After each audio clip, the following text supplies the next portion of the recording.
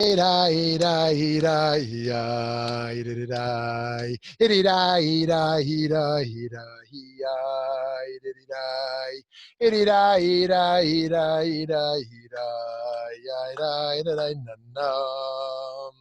Ira, ira, ira, ira, ira, ira, ira, ira, ira, ira, ira, Hi da hi da hi da hi da da da da da da. Oh, hi da da. Shabbos Kodesh, hi da da. Shabbos Kodesh, hi da da. Hi da hi da hi da ya ba ba bum bum bum. Hi da da hi da hi da hi da hi da ya. Ira ira ira ira ira ira ira ira ira aya dum bum bum ho ira Shabbos Kodesh Shabbos Kodesh ira ira ira ira ira one more time. Shabbos I Kodesh. will. I will. Shabbos Kodesh.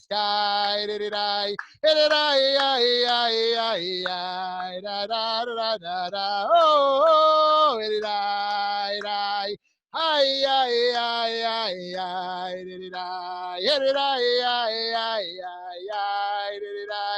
Ay, ay, ay, ay, ay, ay, ay, ay, ay, ay, ay. Okay, bringing a little Shabbos into our Tuesday here. Thank you all for joining. Thank you for joining. Love to see you all. Love to see you. We're going to talk about Tochain. Tochain. The melachot of Tochain concerns the process of grinding, the mechanism by which large objects are deconstructed into pieces that are small enough to be fit for a use different from the original purpose. For example, the workers, presumably the priests here, in the Mishkan would grind herbs into a powder before mixing it in with water. There are exceptions, many exceptions actually, to the Lamed Tet Malacha of Tochain on Shabbat. One is Ein Tochain Achar Tochain, the idea that grinding after grinding is not a problem. If something was ground already, we need not worry about grinding it again. In addition to this permission, similar to borer, we have the permission to grind something somech lesuda, if it's being done right before a meal, or if it's miyad for immediate use, or with a shinui, with an abnormal manner. So traditionally, one would avoid dicing vegetables very finely. And as another practical example, Chazal prohibited most medicines, perhaps the most controversial part of Tochain, prohibited most medicines to avoid grinding. Now, the process of grinding is one of the most powerful human acts because it transforms the ground substance so radically. Material changes from being a solid to being a powder and can never be reconstructed to its original form. Perhaps this is why the rabbis suggest that this act will have its limits in the Messianic era. Oh, didn't think we were taking that turn. Specifically, the Midrash says that grinding won't work on what the rabbis knew as the luz bone. The luz bone, just a reminder of what we're dealing with here. It's about a size of a kernel of barley underneath the brain and on top of the spine. And over there, and says in Sefer Tamei Minhagim 425, that when we eat Malva Malka, the meal we eat after Shabbat, right? We think about motzi on Friday night, we think about motzi Shabbat day, but then the motzi of Saturday night of Motzei Shabbat, Malva Malka, escorting the queen out of Shabbat, that we say that food is feeding the luz bone. Traditionally, we say that the resurrection of the dead, Techiyat HaMetim, will begin with this bone. It will come from this luz bone, So here's what it says over here in Bereshit Rabbah, starting with Hadrian, who was the 2nd century Roman emperor, known for his cruel imperialism, among other facets of his life and leadership. Hadrian, may his bones rot, once asked Rabbi Yehoshua ben Hananiah, from what part of the body will HaKadosh Baruch Hu cause humanity to blossom forth in the future? From the luz, The nut of the spinal column, the prominent bone just below the back of the neck, he replied. How do you know that? Hadrian asks. Bring me, by the way, let me come back. Bring me one and I will prove it to you, he replied. He ground it in a grinder, but it did not get ground. He threw it into the fire, yet it was not burnt. He put it in water, but it did not dissolve. He placed it on anvil and hit it with a hammer, but the anvil split and the hammer broke. Yet the nut was not damaged at all. Right now, this is part of, I presume, rabbinic imagination. They love to have conversations with the most powerful people alive. I imagine Hadrian was not super interested in Rav Yoshua ben Hananiah's ideas, although he was sort of attributed to be someone interested in wisdom and curious about the world. So who knows? I don't even know historically if how their dates even line up. But at least in rabbinic imagination, if not in historic reality, there's all these cases where powerful emperors are having conversations with rabbis, and rabbis kind of tell them the truth in kind of a fascinating fashion. And so this story might not suggest that, or suggests that elements of human physicality share a minute fraction of eternality with the divine. It also underscores the reality that, which is not entirely correct here. This is one reason why crematoria, or why modern cremation can be troubling in Jewish tradition, because this midrash indicates the precise problem, the capacity of the act of pulverization to transform the human body into powder. Now, on a less tragic note and a more inspiring note, Rabbi Nachman says, what we learn from the Luzbone is a spiritual message. No matter how low we fall, we are indestructible. There is an indestructible part of the self where we can rebuild life from, right? We might call it the Luzbone on a physical level, but he says there is a part of the human spirit, no matter how low we go, he's dealing with spiritually, but let's go talk about depression or something else, mental illness. No matter how low of a state we reach, there's an indestructible part of the self where we can rebuild from. There is an essence to the self that can never be ground up.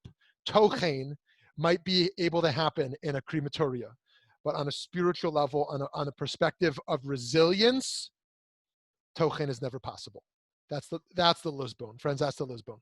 So Tochain, with regards to food, is the physical act that is done in the food preparation stage. But is it ever part of the consumption stage as well, not just the production phase?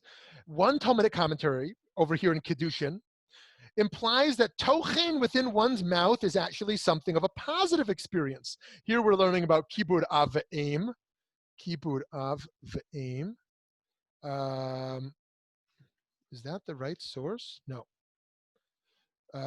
Okay, yeah. Avimi, the son of Rav Avahu, taught, yes, thank you, yes.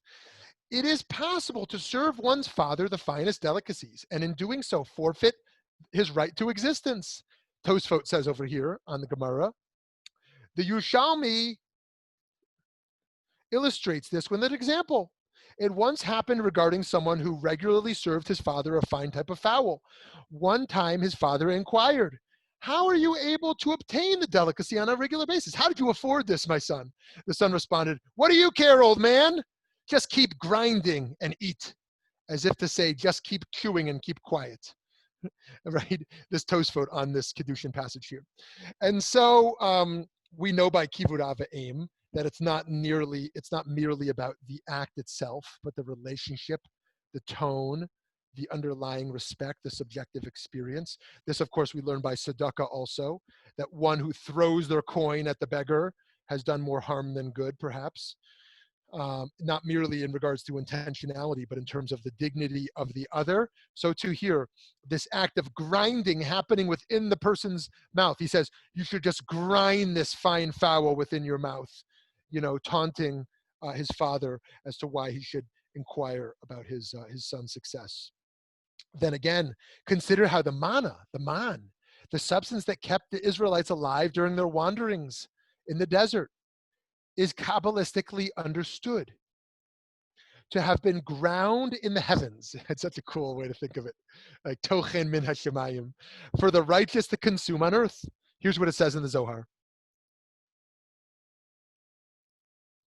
Do we have the Zohar here? Let the skies rain down righteousness. When the heavens receive from above, from the supernal sight that abides above them, then the skies rain down righteousness. What are the skies? The sight where they grind the manna for the righteous. For whom? For the sight called righteous one.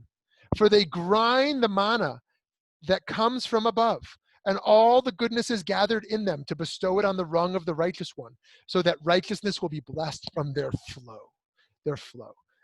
This Tochain min hashamayim, that the manna is ground in heavens only to be consumed down on earth. So what about Tochain that's an intellectual process? We see how Tochain is used to understand Talmudic debate. Ula said, over here in Sanhedrin 24, one who saw Reish Lakish in the Beit Midrash, the Beit Midrash, engaged in debate would think that he was uprooting mountains and grinding them against each other, grinding the mountains against each other. This is used to understand one form of pilpul, intellectual Talmudic process, this form of grinding. Today, we refer to grinding teeth to mean intellectual grappling. Consider how one prophet, Yeshayahu, Isaiah, over here in the 3rd chapter, uses Tochain in regards to the abuse of the poor. God stands up to plead a cause. God rises to champion peoples. God will bring this charge against the elders and princes of God's people. It is you who have devoured the vineyard. The spoil of the poor is in your houses. What do you mean by crushing my people? By grinding the face of the poor, grinding the face of the poor. It's the Lashon Tochain, says God of hosts. What does it mean to grind the face of the poor? Today we still speak of grinding poverty to mean overwhelming, overbearing oppression. One is reduced from a whole self into a partial self by being crushed into exploitation. Similarly, we refer to the daily grind as a response to our workday lives, as if our souls are almost crushed by the weight of our responsibilities, whether it's school or work or family, the daily grind. Further, grinding in the agricultural process is used by the rabbis to remind us of our own character development. It says over here in Bereshit Rabbah, a philosopher asked Rav Hoshaya, if circumcision is so precious, this is probably one of those other cases of an imaginary conversation, why was it not given to Adam? Why was circumcision not given to Adam if it's so precious to all humanity? Right? This is one of those philosophical cases of rabbinic imagination around the tensions of universalism and particularism and the problematic nature of Brit Milah in the ancient world. I cannot send you away empty-handed, said he. The real reason is this. Whatever was created in the first six days of creation requires further preparation. And it gives examples. Mustard seeds need sweetening. Vetches need sweetening. Wheat needs grinding. And human beings, Adam, also needs tikkun. We've talked about this idea in the past, this notion of refinement, this notion that we see in another midrash, that all of the mitzvot were given for the purpose of self-refinement. That mitzvot are not about blind obedience in our avodat Hashem. I mean, they are in some Jewish theological frameworks, but in this other midrash, that the purpose is self-refinement. If we do a mitzvah and it doesn't refine us more, then we've done it wrong. We've done it wrong. I can't remember if I shared this or not. I don't think I did. In fact, I rarely share it. But recently, not so recently, but maybe a year or so ago, we had some guests at our Shabbos table, and they noticed that the challah was not covered. And they said, Rabbi, the challah is not covered. I said, no, why do we cover the challah? Why do we cover the challah? Okay, because we want to make motzi before Kiddush, but we're going to make Kiddush first tonight. We don't want to embarrass the challah. We don't embarrass the challah. Well, I need to confess to my guest tonight that in the haste to prepare for you all coming, I wasn't as careful with my words with my dear wife Shoshana as I should have been. And so I'm going to stand here so righteous that I'm concerned with the dignity of the challah when I wasn't concerned with the dignity of my kala. of my kala, the challah, not the kala, 20 minutes ago, rushing to get ready for Shabbos. So for my own embarrassment, I should not cover the challah to remind myself of the real dignity that matters here. Adam needs tikkun. Adam needs tikkun just as the wheat needs grinding. And here we see Tochain is a part of Musar. The Musar of working on ourselves is a grinding process. Our tshuva here in Elul. And in fact, there are two ways to think of our tshuva here. Some people refer to it as a return to the self, teshuvah, a shuv, return to the essence that is already there and beautiful and refined, strip away the conformities and the impurities that we have accumulated and return to the pure essence. And others prefer to think of teshuvah not as a return, but as a creation of a new self. They don't see that pure self in them. They don't see a return as powerful. They wish a new discovery, a new addition, a new self, if you will.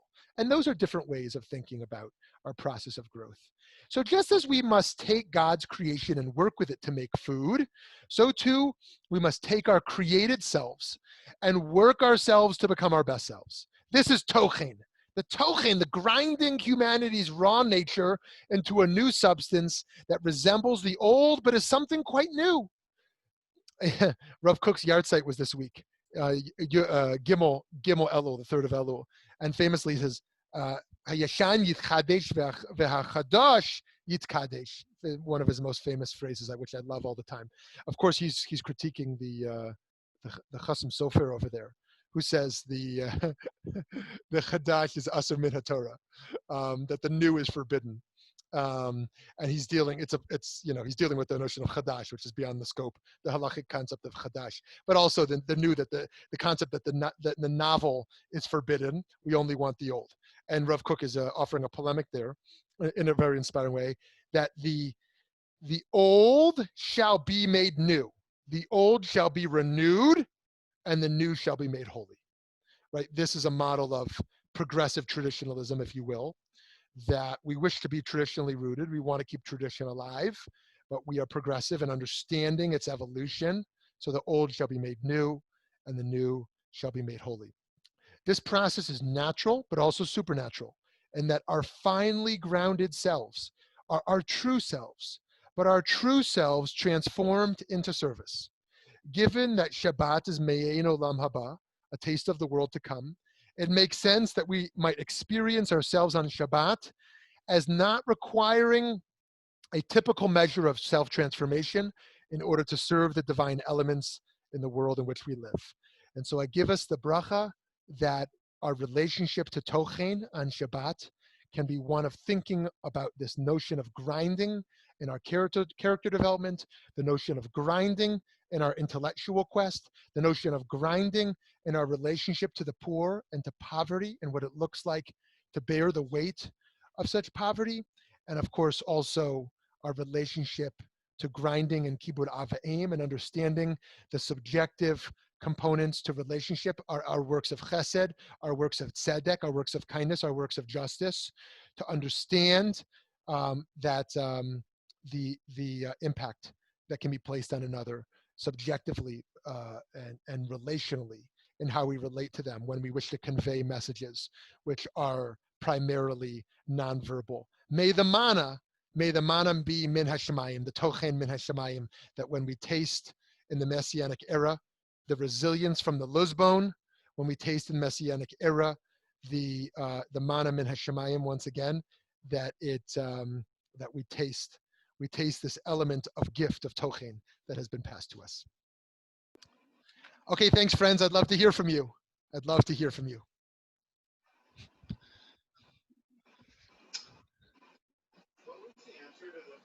Oh, someone is speaking, but I can't hear you. It's very quiet and distant.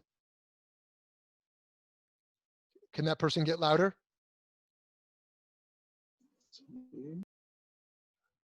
Hello? Want to try again? Okay, let's come back to this person. Someone else?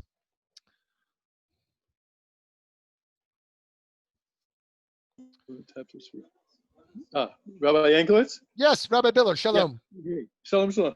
I have a question that I don't have an answer to, and I have another question I don't know if you want to get into on this course. So I'll throw them out. I want to get into every tangent. Every tangent is good.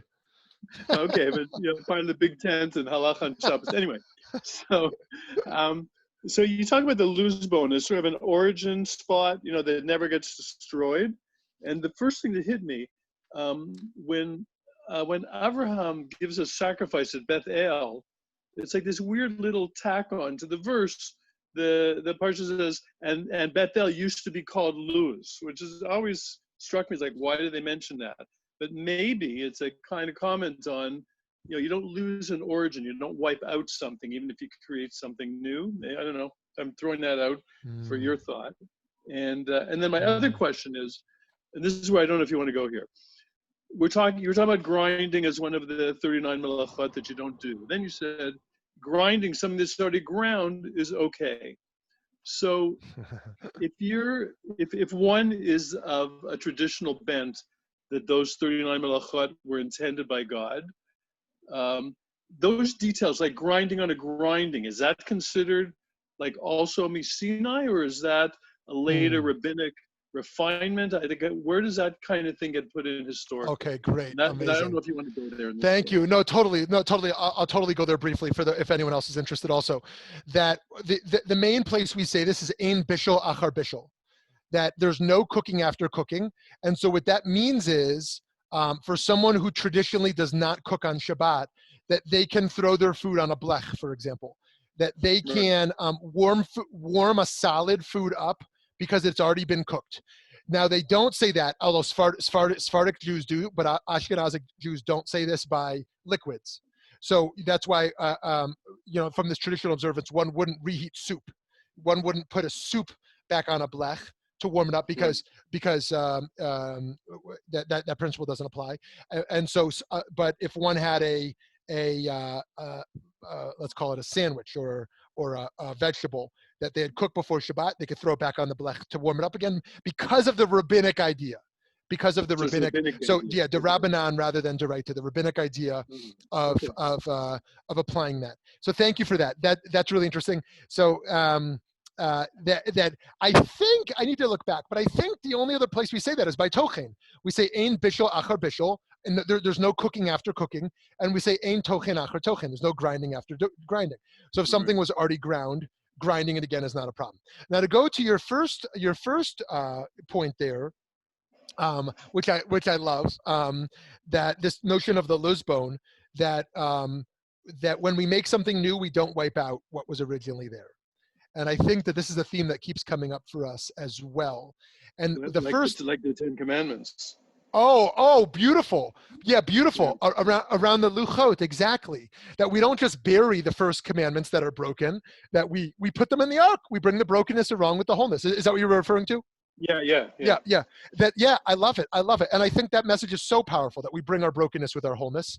And also, I think this can also be the truth, but applied to the notion of forgiving but not forgetting, as we say, right? As reconciliation, we move forward, but we can't erase a reality. Let's say we're in a couple relationship, and they have hurt us. We can't erase that reality of what happened.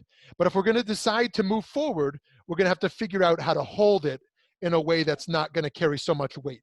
We're not going to forget that thing that happened. Take an extreme case of infidelity, or more extreme case of an abuse, where someone decides, okay, I still, for whatever reason, choosing not to walk away from this relationship. I'm going to stay in, and I'm not going to forget that old is not gone.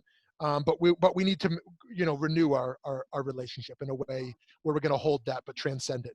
And I think this is not only true for the negative but also the positive, that there are parts of our past that we have gone beyond, that we can continue to hold on to even when they're gone. And this becomes very hard, but that nostalgia can be really important. And this, with the high holidays coming up this year, I want to encourage us to all think about how we're going to keep the flavor of Rosh Hashanah Yom Kippur alive when we can't go there. This might be something we're going to cook, which is going to smell something like Bubby or Zeta's food, right? This might be a photo we're going to put on the table of someone we're missing, right? This might be a melody we're going to listen to or sing to keep that alive. that sometimes there's a part of our past which we desperately missed. And it's because it's been grounded up. It's been ground up. And the most difficult time is when it's completely inaccessible, right? We've had a destructive relationship with someone, but we want to hold on to a past part of them where our relationship was really good and almost engage that past memory, even when there was a later trauma, or there was not a bad part, but the person has passed, and we want to kind of bring their presence alive. And so, how do we hold on to that past which has been ground up, even while it's a new reality? Yes, Andrea. Yeah, that brought to mind that in the Talmud, even though finally it was decided to go with Beit Hillel, Beit Shammai was always studied and written and mentioned, and we Yes. honored that always. There's this and there's that. Yes, I love that. I love that. And this is the truth with our own psychic process as well. We fall into negative mental patterns of how we think about things. We tell ourselves a story about what's happening in our life, right? And I think that rather than squash, or as we were talking about last session as well, squash a negative emotion or squash a negative narrative, how do we hold it a little bit more lightly? Let it exist there, but hold it a little bit more lightly. And while we have a more dominant narrative, a more dominant positive emotion that can exist. And I think that's true with what you're saying with machloket as well. Let's minimize the voice of Shammai, the dissenting view. We're not going to live by that Torah, but we can never remove it. It would be intellectually dishonest to remove it. And also, who knows a time in our life when we will need to revive such a position, right? Who knows a time in our life when we will need to revive a narrative that we're holding less lightly. We may even need to revive a more negative emotion that we're not only squashing because it's not serving us, it's not serving our relationships and our growth, but it's also just not relevant at this moment. And in another moment where we need to protect ourselves rather than be vulnerable, right? Right now I need to be vulnerable, and so I need to lighten the grip of this negative emotion. But there's another moment where I've been hurt again, and I need to be less vulnerable, and I need to bring that negative emotion back, right? To remember what it's like to be hurt and remind myself to protect myself. So I love that idea of thinking about machloket, of disagreement that way, and of thinking about the luchot.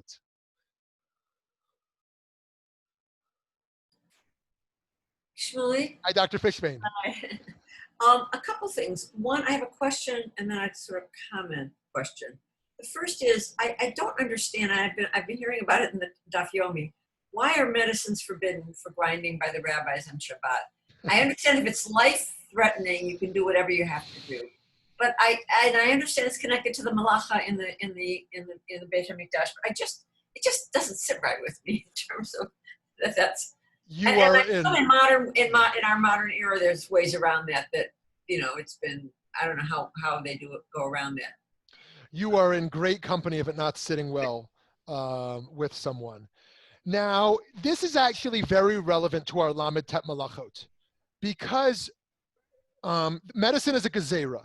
It is a later takana. It's a later fence. It's a later ruling, to prevent something. They said, we see what's happening. People are grinding herbs to make medicine on Shabbat, so we're going to forbid all medicine, right? A gezerah is something that drives some people crazy about tradition, and other people find meaningful. This idea of like, this is going to lead, right, it's going to lead to mixed dancing, right? It's all about mixed dancing, right? This is going to lead to that, so let's just prohibit the whole thing. Let's just get away from the whole thing. Now, in regards to Lamed Tet Melachot, some suggest the Lamed Tet are real. These are real constructions and categories that everything fits into.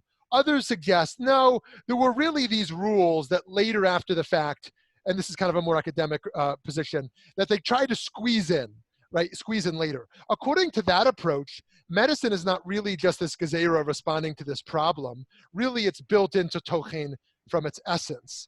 That the Lamed Tet are these artificial constructions that are really just in response to rules that were originally there. So that leads to a more restrictive approach, even though it's kind of more an academic approach, in regards to what these gezerot, what these later kind of rulings are ultimately about. This applies to, let me give some other examples that folks might be familiar with. Traditionally not using a guitar on Shabbat. The reason being, if it breaks, we're going to fix it, right? Same thing with a bike. One of the parts of a bike, at least, that if the bike it breaks, we're going to come to fix it. Now, what if someone was like, okay, look, if the guitar breaks, and actually modern guitars operate differently, I'm not going to fix it, whatever the case is, right? But they're not interested in like the what if case. Now, in regards to medicine, it's pretty well understood that things that are taken consistently are not a problem. Like you take a daily vitamin, or someone who takes an antibiotic that needs to be taken consistently. I think, and obviously, as you said, pikuach nefesh, saving a life. I think they're kind of dealing with the case of like, I got a little headache, and so let me take a Tylenol for that little headache. And there'll be different relationships to that kind of thing. Some are going to say, Oneg Shabbat, the pleasure of Shabbat. Why should I live with this headache? And others are going to say, you know what, the gezerah around Tochain, I know I'm not going to grind, but this is the tradition around the medicine. And it does drive me crazy also. And I recently have had the question as well about ein tochain acher tochain, that actually in modern medicine, if it's produced through a grinding process of some kind, what we might understand as the chemical process that's used in laboratories to produce medicines, could we apply such a principle in such a case? So that's a very short non-medical answer to a question that has books written about it, about how we think about the medicinal process. And I'll say one other thing, which is the more ascetic approach, which is those who say, look, Shabbat is not about physical pleasure primarily. This is about the world of the soul. And not taking medicine for discomfort is an extra reminder of transcending physicality for a deeper spiritual level. Now, someone like me, and maybe many of you here, don't relate to that tradition as much as the physical pleasures of Shabbat awaken us spiritually. Good food, or as some people say, sexual relations, or a good nap, or reading a good book, or taking a walk. The physical pleasures of Shabbat are things that ought to awaken the spiritual sense. That's how we understand the neshama yetera, the extra soul, that when we feed it, that's why we can't gain extra calories on Shabbat. You can't gain weight, right? If you're going to eat 500 extra calories on Shabbat, don't worry, you're not going to gain any weight because it's Shabbos. It's feeding the extra soul, as we say. And so eat to your delight, as we, whatever you wish. The kugel, have an extra piece of kugel, And so, so I relate to this idea of physical comfort being an important a part of the Shabbat experience. So I don't know, Dr. Fishman, if you find that in any way helpful. I have one technical question, and I want to address something else about Tochain, which is, I know you can't grind the medicine on Shabbat, but if you bought your medicine, 2 weeks ago, and it's in your medicine cabinet, are you not? Do people who really observe this not take a pill that was made long ago? Yeah, to whatever degree that community still views there being applicable restrictions on medicine, they apply it even in such a reality. Now, to be sure, there are medicines today which you buy with the expectation of grinding them. Some of you might be aware of such medicinal approaches. That's not how we relate to over-counter medicine. That's certainly not how we relate to antibiotics or the like. But most certainly, let's bracket modern orthodoxy and just look at the yeshivish world or the Haredi world. It is very well understood that you don't take medicine on Shabbat, understanding it just to be a gezerah, which is spiritually broader than the reality of the fact that they're not going to grind. Now, the easy answer some of them would say, for example, on an antibiotic would be, take it before Shkia, take it before sunset on Friday, and take it after Tzeit, take it after Shabbat ends on Saturday night. Just maneuver in that fashion. But most certainly, if they had a headache Shabbat morning, they would not take a Tylenol, or they had a footache, or whatever the case is. What would they say around pain relief? Someone came back from a crippling, literally crippling surgery on Friday afternoon, and they're taking hardcore narcotics on Saturday. I would be saddened, but unsurprised if they said that person should not take a heavy pain med or narcotic that day because of that reality. I would want to investigate that more, but I would not be surprised if certain rabbis would advise such. I would not advise that. Now, it goes without saying around mental illness, those who are taking prescriptions most certainly should not play around with these things. So I want to be very clear on that as well. So let me ask you about the spiritual. Yes. It Great. seems to me that you're describing Yep. Tochain as self-refinement. And I love the idea of all the mitzvot we're given for self-refinement. That really is very helpful to me in my own journey. But I think you're talking about some of the sort of refinements of kibbud av v'em, intellectual refinement. These are all good things that we do, but again, as we've talked about with many of these melachot, but differentiating what we do on Shabbat versus the general process of these things. But there's such a thing also as like, well, then you can talk about the daily grind, so that's negative, right? Or there's such a thing as overthinking your intellectual question. Which many of us definitely think this is already going on in the Talmud. But that whole question of when does it get to be problematic? When you overthink something or you're grinding over something. Right. That I'd appreciate. Right. Versus like overthinking it. Totally. And okay, so let me take two extreme cases first, by which I don't mean to delegitimize them by calling them extreme, but kind of very intense emotional reactions. One is the type of person we meet who is not particularly thoughtful, where it would be helpful for them to start overthinking a little bit more. The other would be someone who actually suffers from obsessive compulsive disorder and actually overthinks everything. And actually it would be helpful for them to think a little bit less about if they wash their hands the 100th time, certainly in a pandemic, all the more so, that people who really suffer from overthinking everything they do and feel paralyzed by the inability to make choices.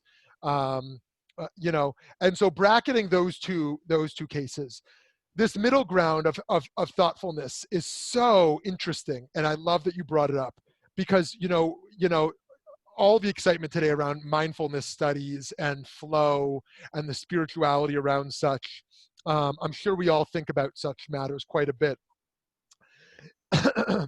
And one of the ways I like to think about it actually is, and I'd love to hear other people's perspectives on this, that we should have moments of deep mindfulness and then moments of faith in operating on those conclusions.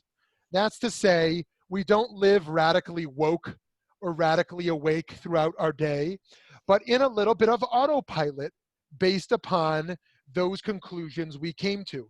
Now, that's not a bad thing to be spiritually more aware in those moments. It's just for most of us, at least people who are as unenlightened as me, the reality of the fact that like right now I'm doing dishes, I'm not zenned out, right? Right now I'm like in a work meeting actually thinking about a budget, not about God. Right now, I'm just eating my food and thinking about how it tastes good and about the next thing I need to do. And that's the reality. But I am going to make a bracha before the food. And in that moment, I could have kavanah to think about what this food is really about. And going back to Tochain of the mouth, chewing, food meditation, the first bite after the bracha. Let's engage in a food meditation of chewing. Do we even enjoy what we're eating anymore? Or do we just think about the next bite? Like, let me make a bracha and really eat the first bite. Like really, mamish, like eat this first bite, chew it, do tochain in your mouth. I'm going to chew it. I'm going to enjoy it. I'm going to absorb. I'm going to think about the health factor. If we're eating something good, maybe don't think about it if it's something bad. I'm going to think about the health factor of this vegetable, of this fruit. I'm going to think about how it's going into my bloodstream. I'm going to think about my connection to the agricultural process, my connection to the divine and being nourished in this moment. The notion of bracha being infused in the interconnectivity of the cosmos. And so at the moment, then, okay, now I'm going to be human. Now I'm just going to like pass the ketchup, pass the ketchup. And let's talk about like,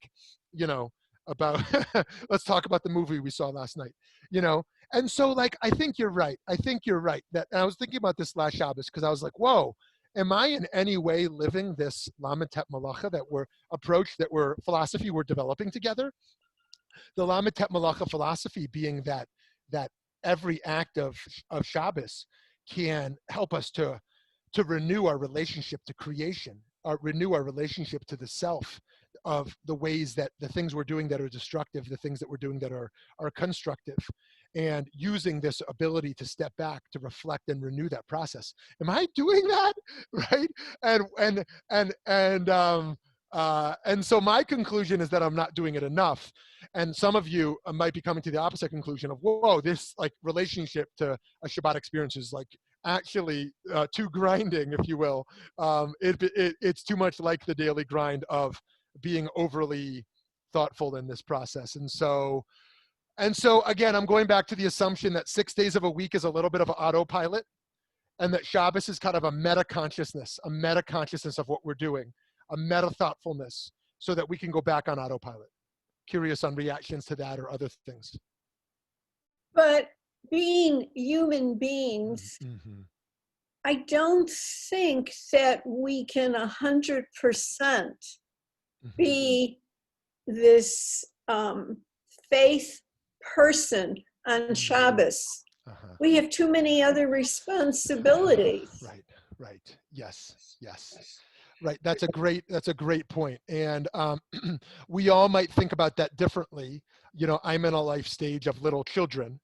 And so, like what? Like I'm running around changing diapers, like getting this one not to fight with that one, like trying to put this one to bed, you know, trying to like prepare the meals. Like it's like totally unrealistic that there's going to be anything that resembles a spiritual life. Like davening, like prayer is like ridiculous right now in this stage of life, especially in a pandemic world of like every second word is like an interruption, you know? And so, but others of you who are not in the thick of raising young children might also think about responsibilities you have that feel like major distractions. And distractions are an interesting thing because distractions are spiritual, like the idea of stop and smell the roses. And distractions are also the barrier to spirituality. It's the creeping thought that comes in to a state of thoughtlessness. It is what the Pirkei Avot says: if you stop and smell the roses, so to speak, you basically lose your olam haba. You're basically like you're spiritually accountable for breaking your Torah thought to observe a beautiful tree, which sounds ludicrous, but this idea of like the problem of distractions also. And so I think you're right that like there is a balance here to strive for. And each of us are going to have to navigate that. And maybe we can strive to have like an hour. Maybe there's an hour of Shabbat that is like our time. Maybe like Havdalah is so good, or our Friday night singing is so good, or maybe we have this meditation practice Shabbat morning, right? Maybe talking about Shabbos is 25 hours is too much. Maybe like there's a me'ein olam haba, there's a taste of Shabbat that happens for us. And in that hour or whatever that experience is, that's where we really, we really absorb it. I think that's the way I relate to high holidays. And when we talk about the whole days, but I think more about it as moments. Yitz Greenberg, talks about faith moments, that there is no life of faith, right? There are these moments of faith that exist in our life. So too, I think thinking about our lives as moments can be helpful rather than a meta narrative, right? That we have these moments and they're fleeting, right? And then we have very different moments that come into being. And those moments don't define us, right? The fact that some moments ago I had some really negative thoughts about myself don't mean that I am that person who holds such thoughts. The fact that moments ago I did something else doesn't mean I'm defined by that moment. Here's another case. The fact that like I was sober for 10 years and then I had a beer doesn't mean that I'm now out of sobriety, that I've broken, that I'm back in this state. I mean, look, I'm not saying anything prescriptive here about how people should drink. People who have gone through sobriety should, naturally stick to sobriety. But sometimes falling off of a pattern, someone says, oh, I fell, so I'm all the way out. But the other narrative is, oh, I just had a moment where I had a beer. I didn't actually change that meta narrative, right? And that's another way of thinking about a relationship, 20 years of a happy marriage. And then there's a moment that is so radically destructive. That moment doesn't need to define us, right? That moment can be a moment that we contain. And so how do we have Shabbos moments rather than a full Shabbos? Because I do know people like that. I know incredibly pious people who really infuse themselves. They don't even sleep much on Friday night, because they want to embrace those moments. But I think that's not the reality for most of us. Shmuly, I want to say something about moments and narrative. Oh, good. Because I think a lot about this. Good. Oh, great. If we have a narrative, not that like, we're all or nothing, we're either, sober or not sober, but a narrative that we're aspiring to grow, let's say, or we're seeking to have a neshama yetera on Shabbos or whatever, then we're going to, I think, be able to both create and notice moments of holiness more than if we're just randomly banging around from moment to moment. Randomly.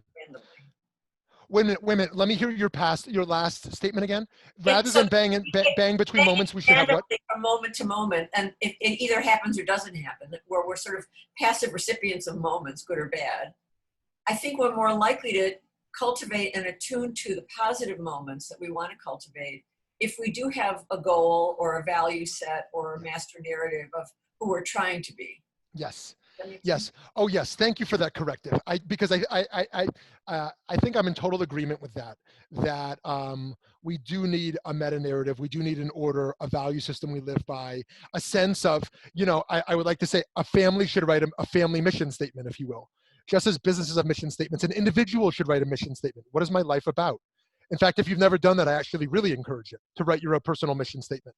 It's a wonderful exercise. And I think that should always be clear. And I think those positive moments can reinforce that narrative.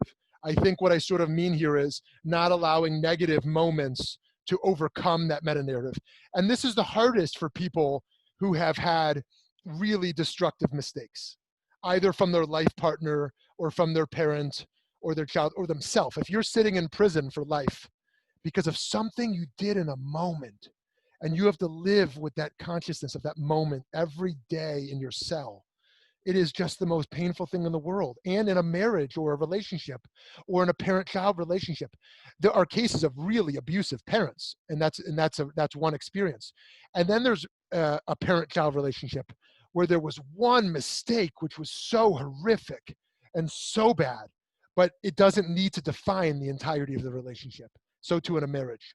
And so what do we do with those? Mona, do you want to say a little more there? No, I think your point is really important. It's kind of a dynamic balance between having a narrative that articulates your hopes for your best self, but without being sort of cruel and beating yourself up, for those moments. And I think what you're talking about, I also think a lot about, is there room for healthy shame? I think that we think about shame as very toxic and totalizing of the self. But healthy shame, which is, I think, something Judaism embraces, is I'm not acting in accordance with my best self here. Yeah. So I that sense of awfulness that you feel is a corrective. It doesn't have to be all damaging. I mean, it can be, but it doesn't have to be. Love it. And I think this is a great question you're raising for us to think about in Elul, in our teshuvah process, which is, where do I self-shame too strongly? Not enough self-love, too hard on the self, really self-shaming. And where do I have a healthy sense of shame that really challenges me to be honest with myself, take a cheshbon nefesh, self-accounting, and to grow?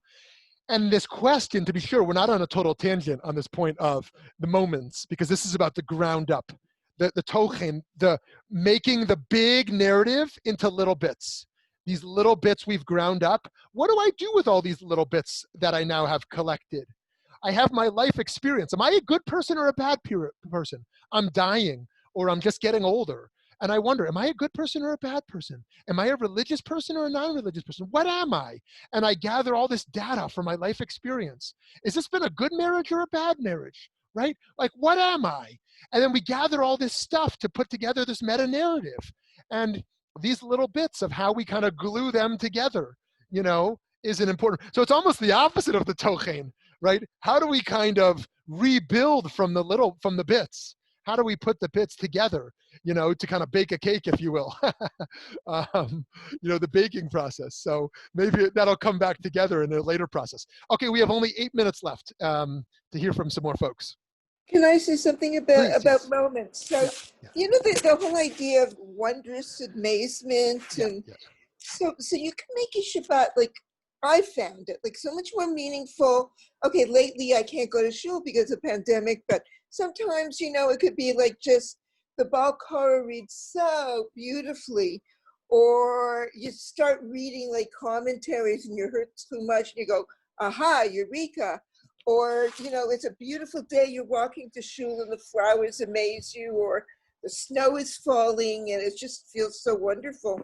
And it's those moments that, is a break. It's a Shabbat break, although you can do it during the week, but it's a Shabbat break to think, oh my goodness, how wonderful the world can be, how wonderful the Shabbat is, because of these moments. I guess it's like picking them off from the daily worries and all the other stuff. And if I could say one, really, I'm a pharmacist. I can't let it go about the medicines. Right. Okay, so it's really a case of pikuach nefesh. Take an antibiotic. It depends on keeping a steady state. But it's not like you could take it last night, tomorrow I'll take it after Exactly. Shabbos. Oh, yes, exactly. You're going to make the infection come back. Oh, yeah. And same thing with pain. If you've just had a knee surgery and you say, fine, I'll put up with the pain, you've broken that pain control. You're going to be in agony. So I just have to mention it. I'm a pharmacist. I can't help it. Yeah. Okay, good. So two things there. First of all, I love your idea of how we cultivate radical amazement here, that a little something tells us something about the whole cosmos. A little snowflake tells me the world is beautiful. A little teardrop of joy, that little teardrop tells us about the beauty of the world, right? A little moment of kindness tells us about the kindness of the world. I love that idea of how the little can move, the micro can move us to the meta, the little can move us to the large in regards to amazement. Then I want to say something else about judgment. Judgment can be taking something little out of the other and cultivating a narrative of who they are negatively. This is a person you always, right? Always is always a bad word, right? You always do, you say this thing. You always leave your stinky socks on the floor, right?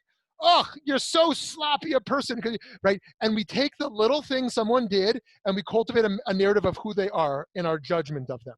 Now, the most famous of Rabbi Nachman's Torahs,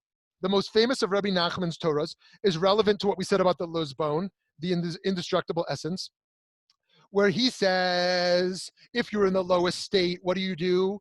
You find one note and you put that note together with another note and with another note and you create a nigun, right? You build just one. You climb out of a lowly state by just one little thing. Find one little positive thing in yourself and then find another little positive thing and another little positive thing, and then build that nigun, build that melody of positivity of the self through those little things. You say, I'm nothing, I'm terrible, nobody loves me, nobody likes me, what am I even in the world for? I do nothing. And then you find, 2 months ago, I did this thing for a person, and in this moment, I just had a spiritual connection. And in another moment, I helped that person, or I just gave $20 tzedakah, $18 tzedakah, and we start to build it. And he says, this is not only true of our self-perception, about the other, right? Start to find one little positive thing within the other. Move, again, going back to Hitalam Dut, move from judgment to curiosity, right? As opposed to judge that person for that little moment, I'm going to be curious about that little moment. And I'm going to be curious about another little moment. And I'm going to put together those moments of curiosity about the other into a song of curiosity about the fullness of the other, in a way that we've now transformed that relationship in that moment of judgment to the other for the negative things they do to a fascinating relationship. I'm so curious why you do what you do, right? And that can inspire some love.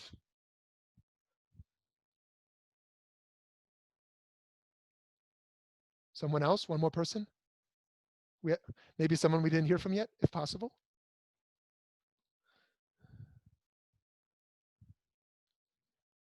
If you're talking, you're on mute. I've learned in learning to love silence, so I'm going to hold the silence. I would offer something. Great. Yeah. I would offer something, and going out that, we're davening every day, Psalm 27. So this is a simultaneous meta-narrative and longing to dwell in the house of God and see her face, or Ashrei. The simultaneous, even though we have these structures around Shabbat to open us up to the divine, to me, I interpret that of being in the house of God is about consciousness, and it's always available to us. All those little moments of illumination remind us that we are always in the house of God. And that is the meta narrative that is kind of the sod underneath the kashat of whatever is our personal narrative at the time. I love that. I love that. And the big question we can leave this with is, what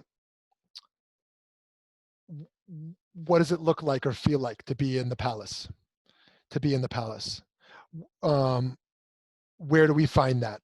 If we're Buber fans, we're going to find it in the face of another, right? And obviously beyond as well, but just to take out that little bit of Buber Levinas.